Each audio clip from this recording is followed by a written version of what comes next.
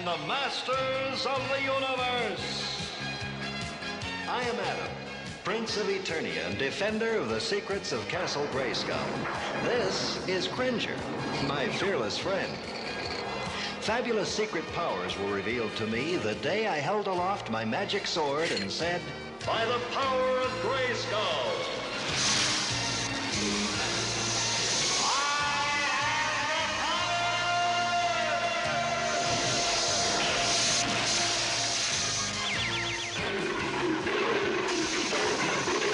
Cringer became the mighty Battle Cat, and I became He-Man, the most powerful man in the universe. Only 3 others share this secret. Our friends, the Sorceress, Man-at-Arms, and Orko. Together, we defend Castle Grayskull from the evil forces of Skeletor. Hello, this is OptimusSolo, and welcome to the 32nd chapter in Tales of Eternia. With me for this journey into the Masters of the Universe franchise, as always, is TFG1Mike. Hello. Hello, how are you? I am fantastic. Well, first of all, right off the bat, I think in this episode we need to go ahead and say that you helped out one of our fellow geeks, Mike the Birdman Dodd, and bought like 70% of his He-Man collection. Well, the story goes, when I was a child, when I was a young warthog. No, obviously I've been a toy collector my whole life, actually, all the way from when I was a child. Basically, I guess because I grew up in a family of collectors, and they made a point for all of the kids to have some type of collection.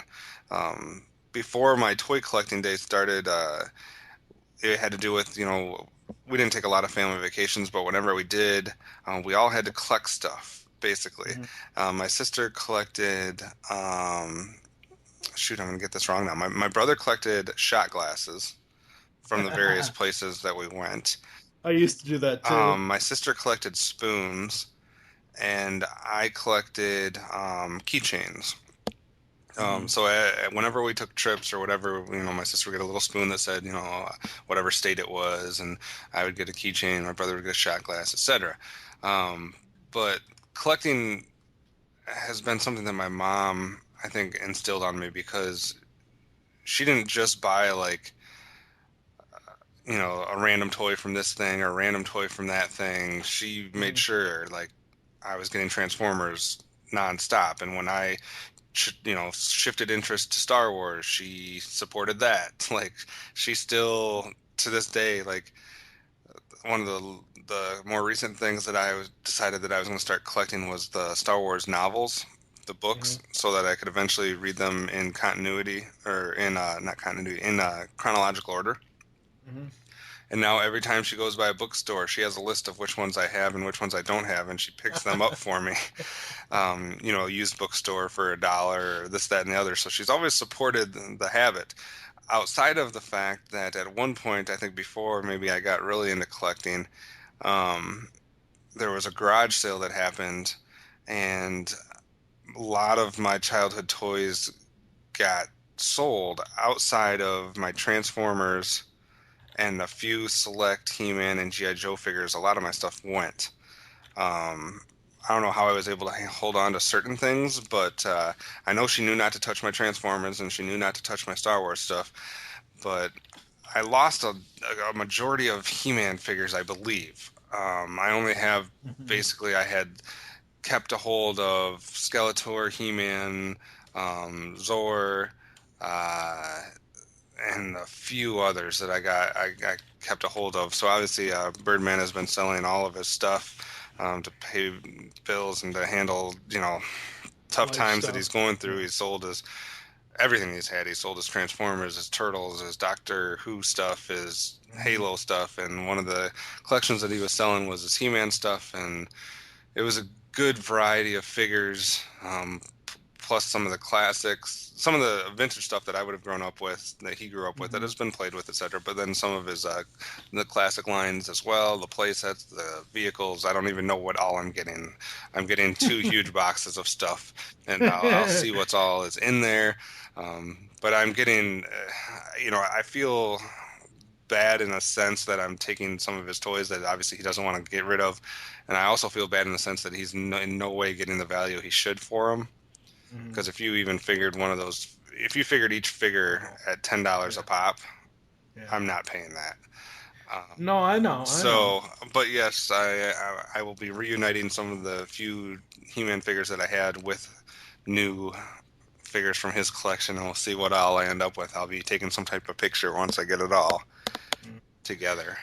When you come to when you boil it down and you think about it, we as kids and playing with toys and now as adults and becoming collectors, we're just a different type of hoarder. Yeah, pretty much. I just found some Transformers the other day that I hadn't even taken out of the package yet, because I'm not typically a person that keeps everything in the package. I like to display them. I like to put them out. I don't care. I'm not really interested in the value and selling them and this, that, and the other. I mean, I do have some select things that I've kept in the package, more rare items, etc. But I just found like 3 Transformers from the Classics line that I hadn't taken out of the package yet. I'm like, oh, well, huh. That's a bad sign of a toy collector when you just bought them and brought them home and then added them to a collection without even taking them out of the package yet. So, eventually my basement will be a toy collector's dream. So you just got to make sure you use a lot of Thompson's water seal and make sure that if any floods happen. Yeah, well, luckily I'm in a high area, and it kind of goes downhill. That sounds bad, but it's downhill from where I'm at, and I've never had a drop of water in 5 years in my basement, so that's good. But there's going to be basically a showcase. It's going to be the outside walls of my basement. And then the rest of it's going to be just a big entertainment room / possibility of putting like a little tiny like movie theater type thing down there. But the walls will be toys, and there will be some humongous. My biggest toy collection is my Star Wars toy collection, yeah. So that'll take up the majority of the space, followed by Transformers, and then I guess now I'll have like a little He-Man section and some other different sections here and there. I have a bunch of starting lineup figures, and we'll see. Oh my god, I remember that. I have Hot Wheels, treasure hunt Hot Wheel cars, which are apparently the best Hot Wheel. There's usually only one per case. And we used to have some very annoying Hot Wheel collectors when I worked at Target that would try to get those. So I would make sure every day I opened that I took all the ones out of the boxes first and bought them myself. So I have like a dozen or 2 dozen treasure hunt Hot Wheels. I don't even know what they're worth, and they're all still in the package. Those I will sell because I have no sentimental value for those. But I can't believe you've been in that house for 5 years. About 5 years. I bought it in 2009. 2009. So it's been 5 years, I guess. Yeah. So because I bought it in July. So. Yeah, you bought it 1 month after the network went online. Yep. So it's the basement's the only thing yet to be done, so we'll see. Once my roommates move out, now that they're married, I'll start the basement remodel, I guess. So yeah, are you ready for the powers of Grayskull, sir? I guess. All right. In this episode, apparently we're going to have differing opinions, but in this episode of Tales of Eternia, we will be giving you our thoughts on episode 93, One for All, episode 94, Jacob and the Widgets, and episode 95, Trouble's Middle Name. So we hope you're ready, because it's time to go back to Eternia.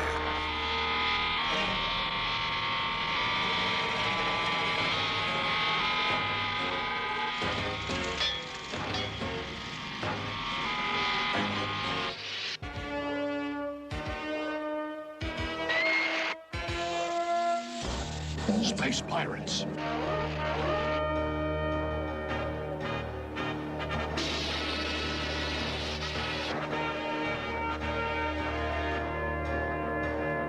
And because of our generosity, we're only going to take half your crops. Half? But you can't. We need... We better let them have what they want. Just to be sure there's no trouble, no one is to leave the village. I've got to get help. Everything will be fine as long as you do what I say. Ah! That one's not trying out for the track team! Go after her. Yes! We start today with episode 93, One for All, written by Robert White, an air date of Thursday, October 18th, of 1984. The plot is a band of space pirates attack an Eternian village, and Prince Adam must find a way to stop them without his power sword. We don't have any of the evil warriors, but we do have some villains here that go by the name of Sticky Fingers, Batty, Frogman, Hisser, Leo, and Lava Man, and Tracker, I guess. And then the Masters, we have our main crew as always, it seems like. The PSA is Prince Adam explaining how this episode was about cooperation and how we should all be willing to help each other out. And Orko's fun facts here. This episode, we finally meet some space pirates after hearing of their existence in House of Cody Part 1. The ship that the space pirates use is almost identical to the Keeper's ship in the Heart of a Giant. Sticky Fingers' crew of space pirates are not named, but I named them before. Batty's design is actually Sago from The Sleepers Awaken, though the creature does not look cute in any way. So we have a plot that deals with a band of space pirates attacking a village, and we also have the subplot of Prince Adam having to try to basically save the day without becoming He-Man. What did you think of the plot of this one? Not the execution, the plot. No, well, the execution goes along with the plot, but this was all right. I'm thinking when we get to the halls of Castle Grayskull, I'm going to have to put Bryan Adams, Rod Stewart, and Sting inside Castle Grayskull, because as soon as I saw this episode title, all I thought of was their damn song from Three Musketeers 20 years ago. One for all for whatever the hell. Three Musketeers reference, ladies and gentlemen. And no, it's not a candy bar. I don't know, this cooperation is great, but it feels like I've seen this before in this show. I mean, we've had lessons like this before. And this, honestly, this plot, people not thinking they're brave enough or not thinking they're good enough to do something and then, coming together. And I've seen this way too many damn times nowadays. And seeing it in He-Man is like, no, give me a stupid Skeletor plot. Give me something other than this. I guess I could see that the desire for having Skeletor, etc. I get that. But I kind of like that, number one, they are filling out with the reference to space pirates, and that we're actually getting, an example of that, so to speak. Yeah. So I don't mind that. I also like that it's a band of villains. I like the idea of having not just one guy, but like an actual little subgroup, and it's not just like one guy with like a little clone army or something like that. It's an actual set of 5 or 6 banded together misfits or villains. So I kind of dig that part. The thing we have seen before, obviously, is the whole idea of Adam trying to do something without the sword, without being able to become He-Man. I don't know if it necessarily gets old for me. I like seeing the different ways that he's going to try to have to combat whatever he's going up against without becoming He-Man, so I like that aspect. So I really didn't have too many issues with the plot. I can see some of it being stuff that you have seen before, but we haven't seen the space pirates before, so... No, we haven't seen the space pirates before, but again, to me, it feels like a villain of the week. And yes, I do agree with you. They are a band. It's not just one or two guys going, willy-nilly all over the place, and they all have different functions and whatever else, and that's great, but I just feel like we're 93 episodes into 130 episodes of this series. Give us something more. I think you've been watching too much Mask, and you're letting it cloud your opinions. No, because I would take this episode over any episode of Mask. I'm sorry for the Mask fans out there. All right. Well, I mean, what about the whole idea of the PSA and working, together? I like that. I agree with that, and that's a good message. It's better than half the messages in Mask. I don't know. It feels like that they're taking old plot lines from season 1 and just redoing them with a different mask on, honestly. All right. Well, we'll have to see if we can get Mike to say anything good about One for All as we make our way to Castle Grayskull for the first time today.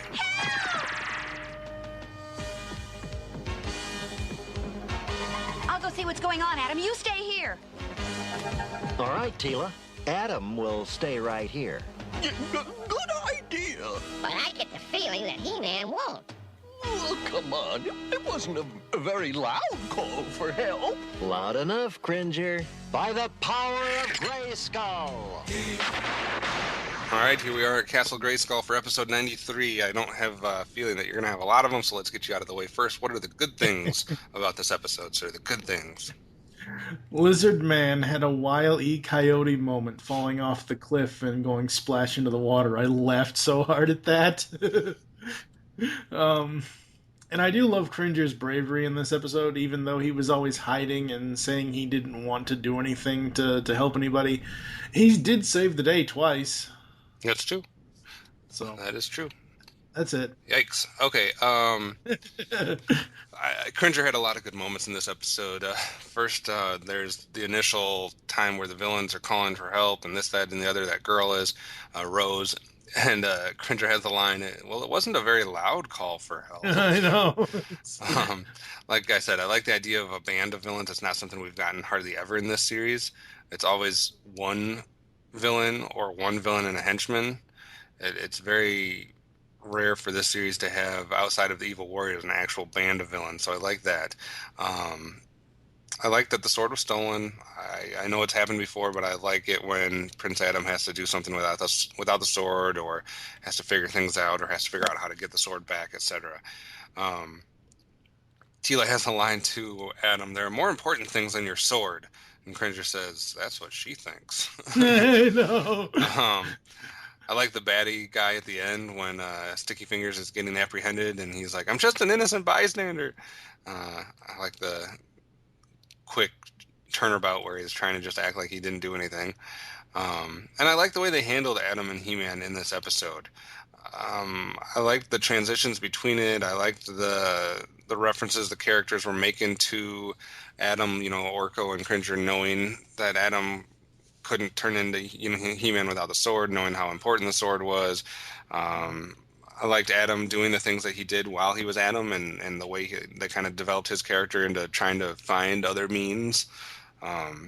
So I just like the way they handled the Adam He-Man dichotomy in this episode.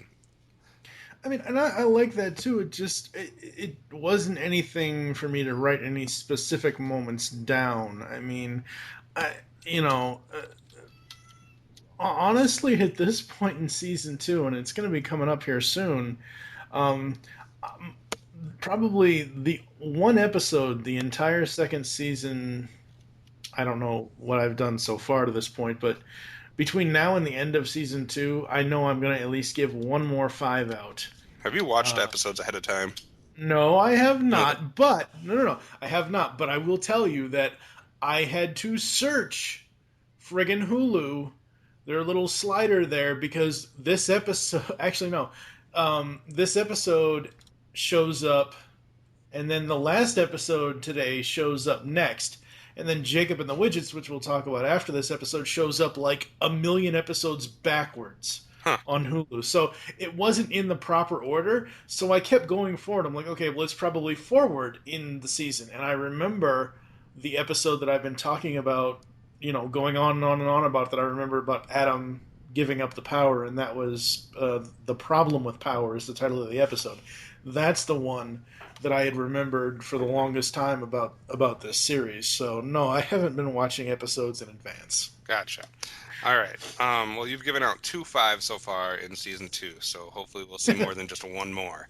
But since I know you have some negative things to say about this episode, let's take a venture to Snake Mountain. Oh, why is it always up to us? Back off, swabs. And just who are you? They call me Sticky Fingers. Got him. What? I can't move. What is this stuff? It's tar. This is worse than stepping in Orko's bubble gum. Yeah! There's no use struggling. My special tar can hold an army. If I can only get to my sword. All right, we find ourselves at Snake Mountain for the first time today with the lowlights of One for All. I will go first. I only have one, and my only question is, where are we? what village is this? What part of Eternia are we at? I don't know. It's never been mentioned before. It's never mentioned in this episode where they're taking a journey to, I don't believe, unless I missed it. So I'm just confused as to the setting of where this all is taking place. That's my only nitpick of this episode. And I'll build on top of that because mine is kind of the same. This is a village on Eternia, right? Question mark, question mark, question mark.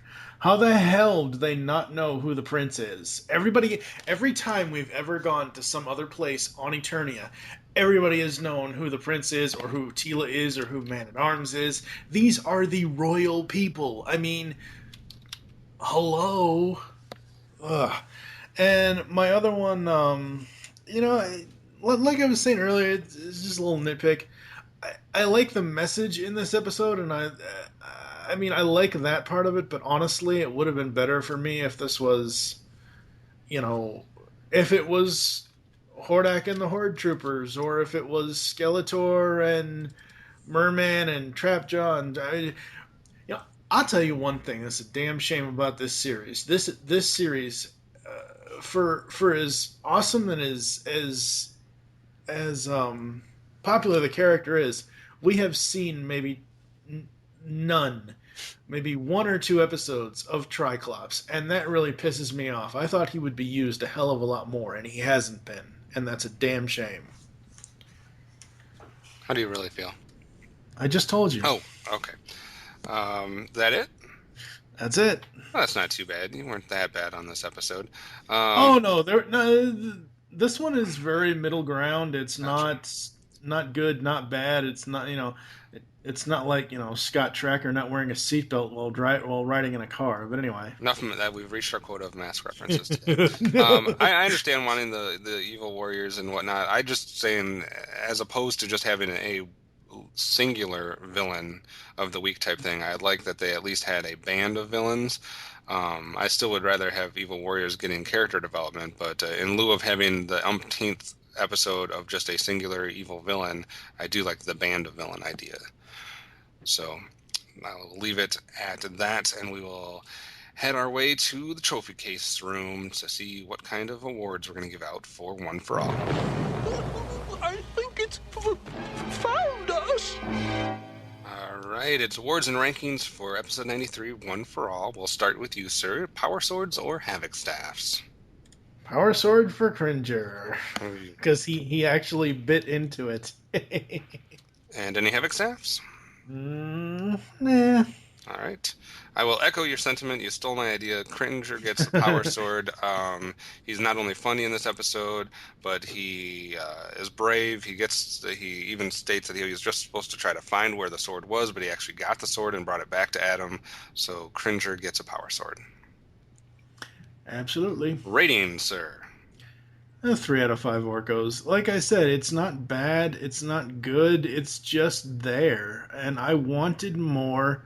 I wanted something completely different. I mean, I get it. The Space Pirates was referenced in House of Shibubi, but it doesn't matter.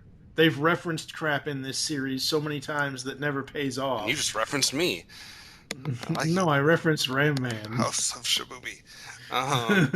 All right, so 3 for you. I disagree slightly. I think it's a little bit better than that. I like the humor in it. I liked Adam having to figure it out without a sword. I like the band of villains. It's not the best episode ever, but I will give it a solid 4 out of 5. 1 above you. So 3 and 4 for how we start today with One for All. And that means it is time now to transition into our next episode. Let's see what we think about episode 94.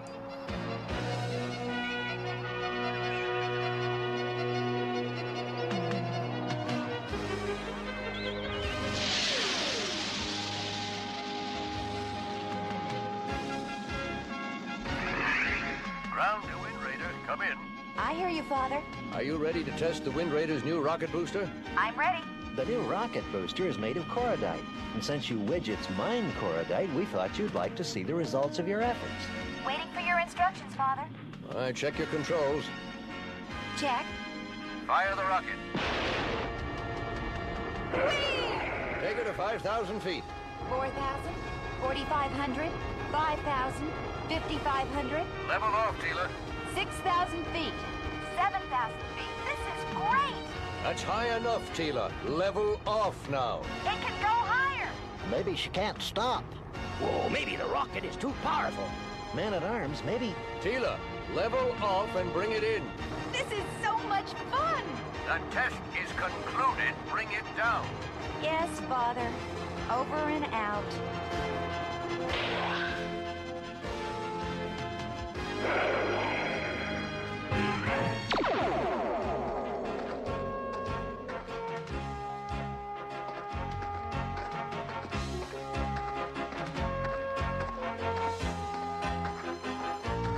The Wind Raider acted like it wanted to go higher and higher. How high will it go, Man-at-Arms? I don't know. The rocket performs even better than I planned.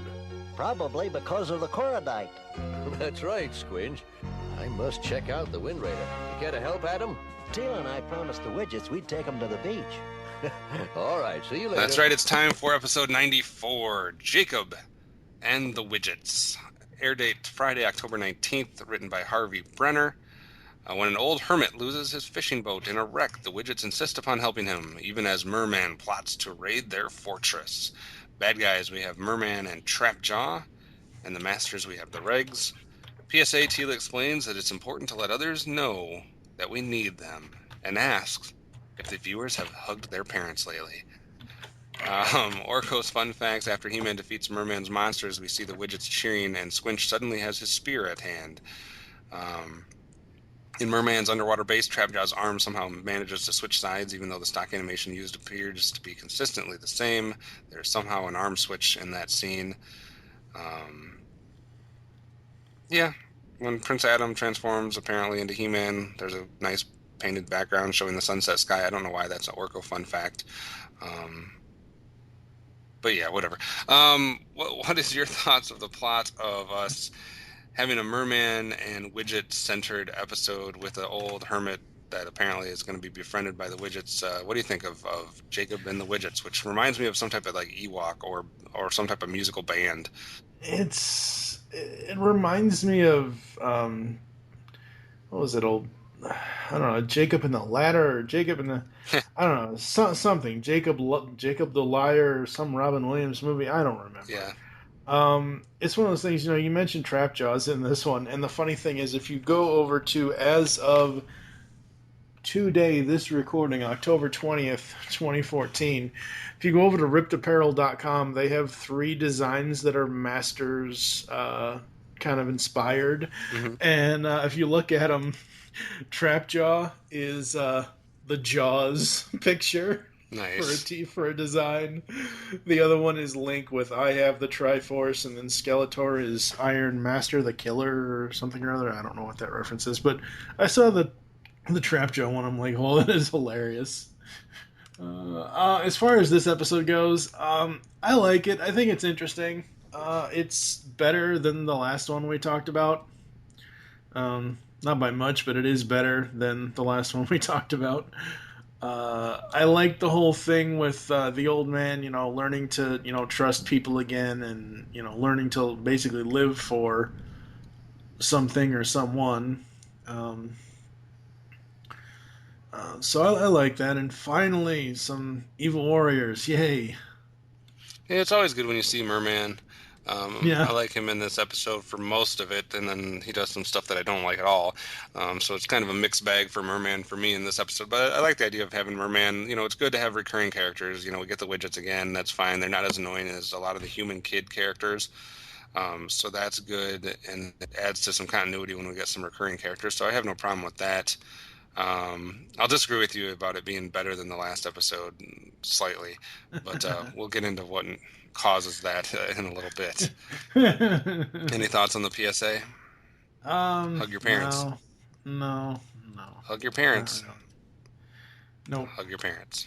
Hug your Grayskull. Let's go. All right, let's get to Grayskull.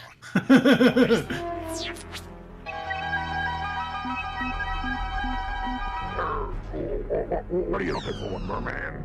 Something I can test out my new mechanical sea monsters on. Aha! What is it? A perfect target. A little fishing boat. Well, there could be somebody on the boat. I don't see anybody. But if there is, You'll have a nice swim to shore. This, I gotta see you. Oh, I wonder what I'll catch today. Yay! Oh, I got me a big one. Oh, my goodness.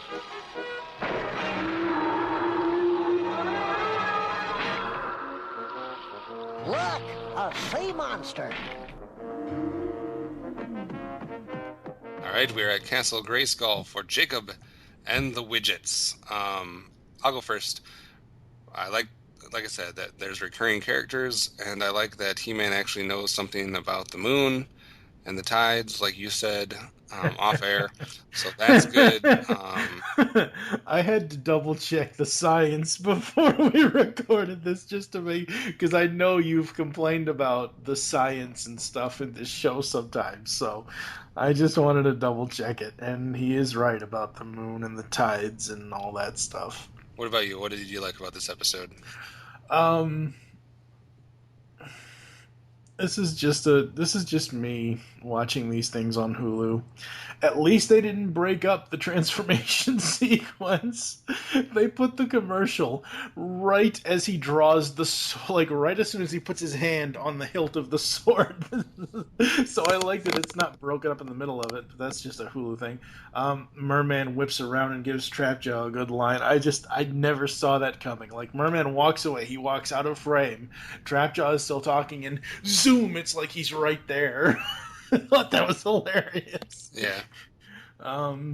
And I knew it was gonna be only a matter of time before, someone caught Merman. The fishing joke. I love that. That was awesome. I do like how Jacob obviously does realize that, he comes around and realizes that, the Widgets are his friends and all that stuff, and that's cool too. Was that all? Yep, that's it. Okay, so some good stuff about Jacob and the Widgets, but there's also some bad stuff, so let's get to Snake Mountain so we can discuss those things. It's chair making time. Let's get some branches and vines. Keep still, and everything will be all right. Got it? What do you want? Corodite. I want some corodite. No! Just tell me where it is, and I'll help myself. It's hidden in the fort, and I'll never tell where. Of course, the fort. You'll tell anybody about this, and I'll tell everybody you told me where the corodite is. All right, it's Snake Mountain moments for Jacob and the Widgets. First of all, Tila. You've just rescued Byro, or whatever his name is, from the water place in dungeon where the stuff's kept. Yeah. You're up there, Merman breaks out of his thing, and literally walks right behind you to go in there, and you don't do anything. Mm-hmm. Like, she didn't even attempt to acknowledge that she saw him, noticed him, stop him, anything. It was like, I'm Merman, I'm going into the water. And she's like, okay, cool. And then Merman. He-Man kicks you one time. I love that kick. And apparently you bolt for your retreat immediately. Like, is He-Man that scary and that intimidating to you that you're not even willing to try to battle him in the water whatsoever? One kick and you're done? He kicked him right in the ass. Then I was going to comment on He-Man moving the moon without thinking of the consequences of the planet, except for the fact that he moves it back. So I guess that's all right, but no, it's not. I think that there could have been some other solutions besides actually moving the moon, like I don't know, move something on Earth or on not Earth, on Eternia to block the water, to redirect it, to dam it up, to do something besides going up and trying to actually push the moon. Yeah, no. Go ahead. First of all, they have this new cordite-powered rocket for the Wind Raider. And Man-at-Arms constantly says, I don't know how high it'll go, blah, blah, blah. It should have been a clue to us right then and there what the fuck was going to happen at the end of the episode. He-Man takes the Wind Raider into space without a fucking helmet. I don't care if it's Eternia. I don't care. If you leave your planet and you are in the dark blackness void of space, you're going to fucking die without, protective wear. I mean, it's like, going into a mold-infested house, or, whatever.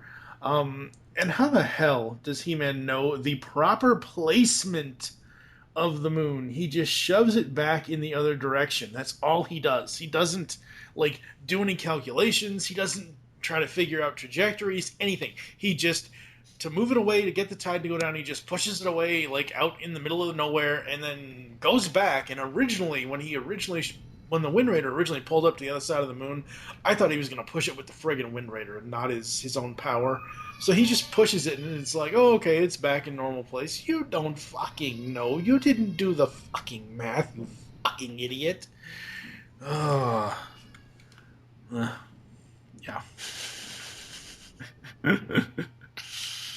Alrighty then. Yeah, I mean, this episode definitely has some problems with it that prevent it from being a fabulous episode, but we'll see exactly what it means for the episode as far as ratings go as we get to our awards and ratings. Oh, it's a beautiful sunset, isn't it, Cringer? Oh, it's the prettiest one I've seen all day. Hey, look, the widgets must be in trouble. Can it wait until tomorrow? Afraid not, Cringer. By the power of Grayskull! All right, it's time for awards and rankings for Jacob and the Widgets. I will go first. I have a couple Havoc staffs to give out. First, a Havoc staff for Gila for not watching or seeing or sensing or noticing Merman going right behind her. And then a Havoc staff to Merman for not putting up a better fight with He-Man. I love Merman, but that was not his best moment. What about you? I'm going to give a power sword to Jacob, because at first we thought he was going to be this, lonely old hermit, Obi-Wan Kenobi wannabe kind of thing. And he really does turn around. He really does see that not only is he needed, that he needs them as well with the widgets. And it's like Obi-Wan Kenobi went to go live with the Ewoks. Seriously. Because, I mean, really, when you think of the widgets, what do you think of? You think of the fucking Ewoks. I mean, that's really what they are. I mean, unless you want to go the other route and think about the Dink Dinks. Dink Ding, Ding Ding Ding Ding Ding from Spaceballs. I forget what the character names are in those. But anyway, yeah, so power sword to Jacob. No Havoc staffs.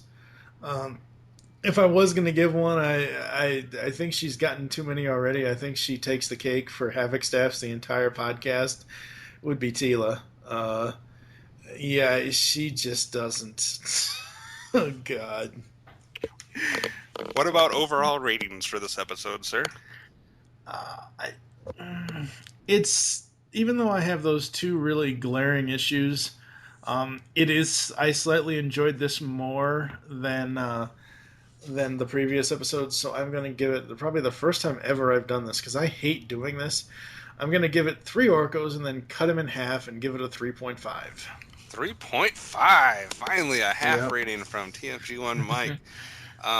I am almost there, right with you. I will give this one a 3. I think it's actually slightly worse than One for All. I liked One for All, and the Band of Villains a little bit better than the Widgets. And again, some bad moments in this one. Some bad, pushing the moon, the Tila and Merman stuff. I just thought it all could have been done a little bit better. I do appreciate the Widgets coming back, but I'll give this one a 3 out of 5 Battle Cats. All right, that means it's time for the last episode today. Let's make our way to episode 95.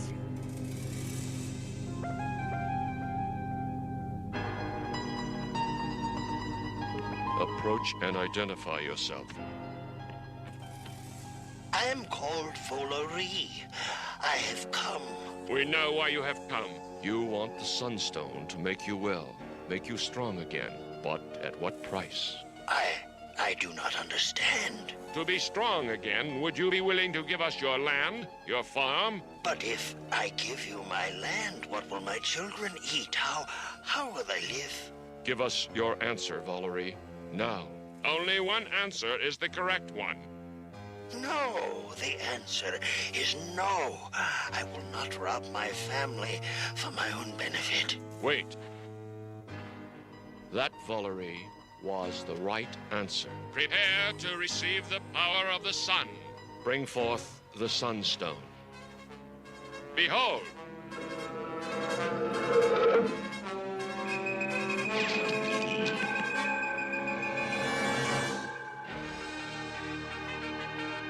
Now go, Valerie, and be at peace. Thank you. Thank you.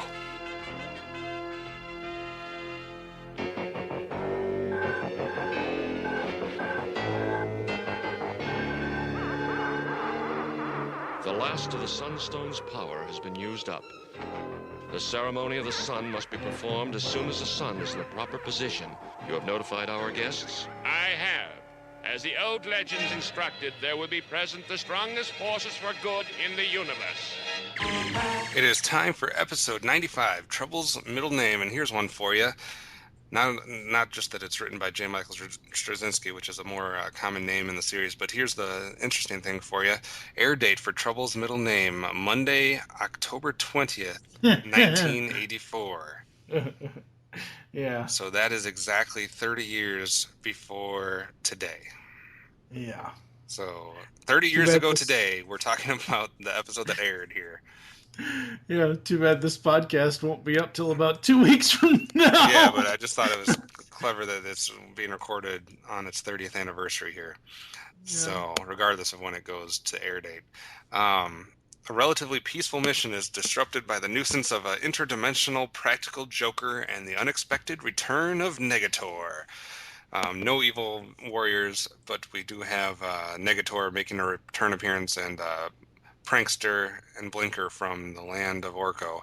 Trala coming in here. Masters the regs. PSA, Tila admits we all have an urge to play a joke on people, but as Prankster learned today, a joke can go too far and can actually hurt someone. This episode marks the return of Negator from the Season 1 episode Game Plan. Negator traverses the sands of time in a robot spider, the very same one that Trapjaw built in House of Chakotay, and later seen in Beauty and the Beast. Prankster's real name is Wakarapan Wookie. Wakarapan Wookie. Yeah. I thought we were talking about the Ewoks last episode. When He-Man leaps into the energy storm, he utters by the power of Grayskull, but with the stock voice of Prince Adam. Whoops. Yep. What do you think, sir, about the multiple things going on here? We have the Sunstone, which I didn't talk about in the plot, which is needing to be recharged. We have Negator making a return appearance, trying to gain the power of the Sunstone, and then as a side plot, we have Prankster and Blinker causing trouble for the Masters. I like it. I think it's cool. It's interesting. I think we've gotten this practical joke lesson already with Yuckers, Driel's brother, because he was always pulling practical jokes on people. So again, they are reusing plots. But I enjoyed this episode more than the others today. I think for me, this is probably the best episode of the day. The return of Negator, didn't really care. They could have put anybody in that spot. They could have put, what's his name? The other wizard. There was another one. Oh, there have been so damn many of them. The one that said he was working for Skeletor, but we never actually saw Skeletor. It was very early on. It was some weird Alan Oppenheimer offshoot of Man-at-Arms voice. I forget what his name is. But, this one is good. It's interesting. I just wish that they would stop, reusing old plots. Yeah. This one definitely has a lot of stuff going on. I like the connection, obviously, with Trala. I like the return of a character, just like we had the widgets in the last episode. We get Negator again in this episode. It's back to harken back to the classic 80s tropes here with the gem or the stone or the artifact or the valuable asset that is trying to be taken, to gain power, etc. That's something we see a lot. It's not something we've seen a lot recently in the He-Man series. Something we saw more in the beginning, like in season 1 and stuff. But plot-wise, pretty basic with some fluff around it as far as the prankster and the blinker and all that stuff. But I don't know. It's like a basic plot wrapped up with some bows and ribbons and stuff to try to make it look a little bit different. Yeah, and as far as the PSA and not playing practical jokes, it fit with the episode, so I have no problems with that. Yeah, I don't have any problems with the PSA. I just, again, I wish they would, no offense to Mr. Straczynski. Yes, you're right. He is one of the core people that were doing this show, but, give me a Larry DiTilio episode, give me a Paul Dini episode, give me somebody else writing this episode to make it not so much like the Yuckers episode. And honestly, seriously, when I first saw this, I'm like, oh, okay, they have to trick him. I know exactly what this entire episode is referencing, and I'll get to that when we get to Grayskull. All right, well, let's get to Grayskull then, so we can hear the anticipation building here as people want to know what you're talking about. So let's get to Grayskull. Here we go again! By the power of Grayskull! All right, it's time for the Castle Grayskull moments here. Ford Trouble's middle name. I like the idea of Prankster and Negator interacting with the pranks. Like, Prankster would do something and Negator would make it worse, or Negator would make it, different. So I kind of liked that one was just trying to be nice and playing pranks, where the other one was kind of coming in afterwards and doing his deed there. I like the idea of the recurring character of Negator. I also like the idea that there's basically it turns into a series of obstacles that the Masters have to get through because of all these different pranks and stuff as they travel to the Sunstone place. So it's almost like a little Odyssey thing there where they have to go against a series of creatures, etc. I actually think this almost could have been a two-parter. Mm-hmm. I think when Negator gets to the actual Sunstone and steals the power and becomes huge, that they could have let him be huge for a while. Like that, him getting the power could have been to be continued, and then it could have been the Masters dealing with him with all his power, and they could have drawn out the journey to take away his power and to get the Sunstone back, or this, that, and the other. I think they handled that. When he got the power, I'm like, there's only 3 minutes left in this episode. And they wrapped it up real quickly, and I think that could have been even built into a two-parter, possibly. I do like how the power transfer constantly was going on, though. From Negator to the Sun, from the Sun to Negator, from from the Stone to the Power Sword, and the Power Sword back to... I do like all of that. What I mentioned earlier at the end of the plot thing was... He-Man has his own Mr. Mizjez-Pidlik. Mr.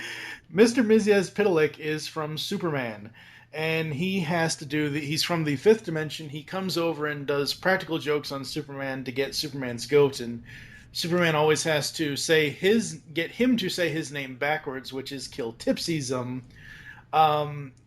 Exact same thing. I found that absolutely hilarious that they're pulling a Superman reference this entire episode with Prankster and whatever else. I thought that was cool. But the rest of it, I don't know. I just felt like it was done before. I think you feel that way a lot. Yeah. That's what happens when you get to episode 90 on that series. Yeah, 95, yeah. All right. Well, like I said, there's definitely some good stuff about this episode. I think there is a few things that could have been a little bit better, so let's get to Snake Mountain and discuss those.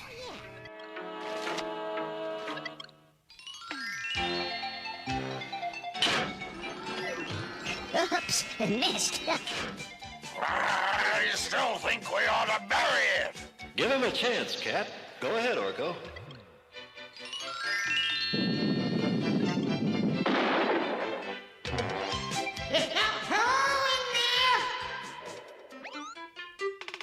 What's this? What does the note say?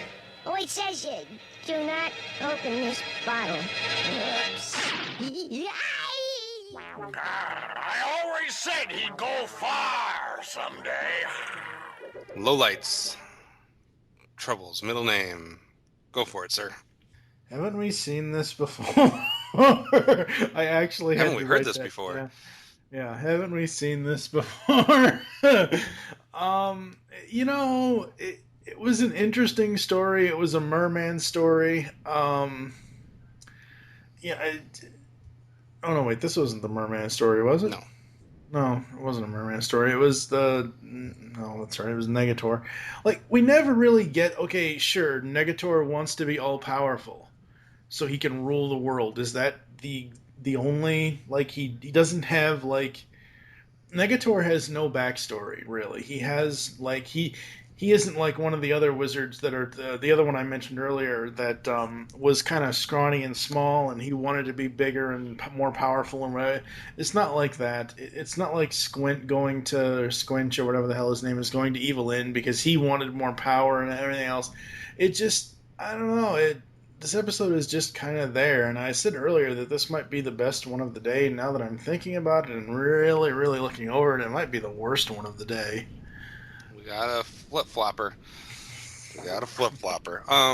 Well, you. I thought there was a possibility that we had too much going on here because we have Prankster on one hand, we have Negator on another hand, we have the Sun People. There was a lot of different things that were happening.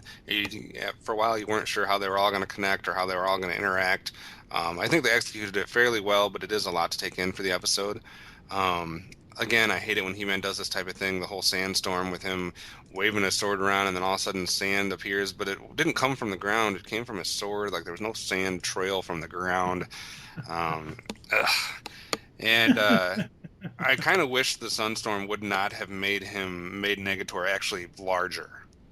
I wish it would have just made him, like, glow to signify that he was stronger, but I didn't need him to become giant and then become tiny, and then I guess he disappeared and gone forever, but I didn't care for the size change as much as I would have just liked him to be more powerful.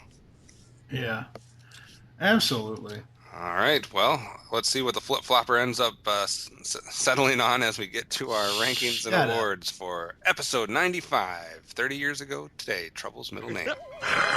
He's got you there, He-Man. Well, we don't think it's very funny either. Just who do you think you are? That's for me to know, and for you not to find out. I think I can help, Tila. You're from Trala, aren't you? Maybe. Trala? But that's where you come from. That's right. Only he comes from the part called Caradania. We call it the land of practical jokers. At your service. This is my associate, Blinker. Pleased, I'm sure. And this is... You may call me Prankster. My real name is Secret. Well, that's because as soon as he says his real name, he has to go back to his own universe. It's part of their magic, right? Right. Oops, me and my big mouth. So we're stuck with you and your jokes until we can trick you, until you feel like saying your name. Is that it? You got it. We're going to stay around here and have fun. See you soon. Bye-bye. All right, it's rankings time for episode 95, Trouble's middle name. I actually do not have power swords or havoc staffs to give out for anybody. It's one of those episodes where I don't feel like anybody earned either one. Nobody was terrible, nobody was great, but maybe you'll disagree with me. Anything to hand out hardware-wise? I'm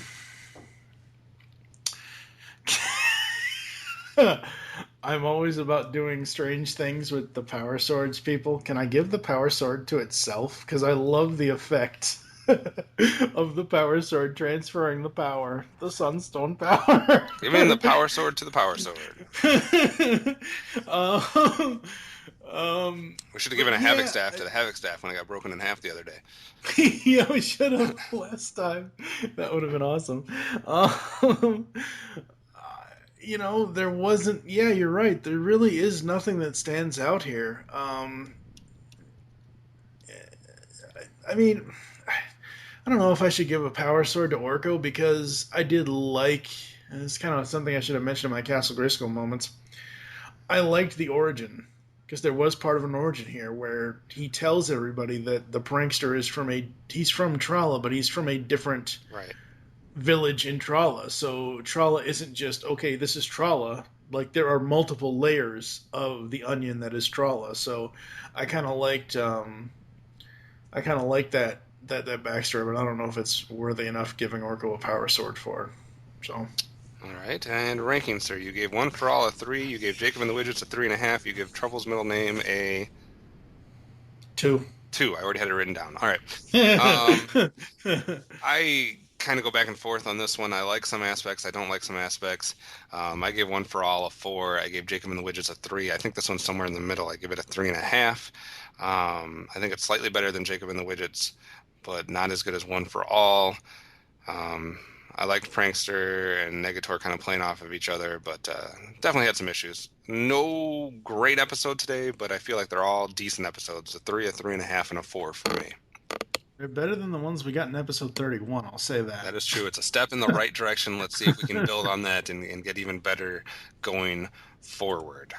So, yeah, it's an interesting day. What do you think? What do I think of what? 30 years ago. This is where we're sitting at right now. It needs to improve more, so we're going to take a quick ad break and come back to close the show after this. Today's story was about cooperation, working together to get a job done. Have you ever tried to lift something heavy? With help from a friend or two, the job becomes easier. If we offer to help someone with his or her job, that person might be willing to help us when we have a tough job to do. That's how people cooperate, by helping each other to get things done. Why, a job that's dull and boring can be fun with a friend's help. Give it a try. Until next time, bye-bye. Because the Widgets helped Jacob, he chose to stand beside them when they were in danger. Afterwards, he planned to leave them because he was so used to living alone. Only after he discovered that he was really needed by the Widgets did Jacob agree to stay and be their mayor. It's important to let those around us know that we love and need them. Have you hugged your parents today? I thought we'd never be rid of those two. Well, it's just a good thing I was along to take care of his little jokes. Yes, sir, there's not a single joke of his that I couldn't get rid of with a simple spell. Orko, don't you think you should... Should what? Well, I never said I was perfect. We all have the urge once in a while to play a joke on someone. But as Prankster learned today, jokes have a way of getting out of hand. When that happens, it can backfire. And then the joke isn't funny. It might be dangerous, and it might hurt someone. Maybe you. So next time you think about pulling a joke on someone, no matter how safe you think it is, think twice about it. Then, don't do it. Bye for now. Thank you for listening to Tales of Eternia. If you'd like to get in contact with us to leave feedback for the show, there are several ways to do so. Visit the website, geekcastradio.com, where you can comment on all of our other episodes and other blog posts and all that good stuff. Send an email to feedback@geekcastradio.com. Leave the show's feedback in iTunes. Please do this. We're still at only 4 reviews on iTunes. Follow us on Twitter @GeekCastRadio is the network Twitter. Mine is TFG1Mike. What is your Twitter? OptimusSolo.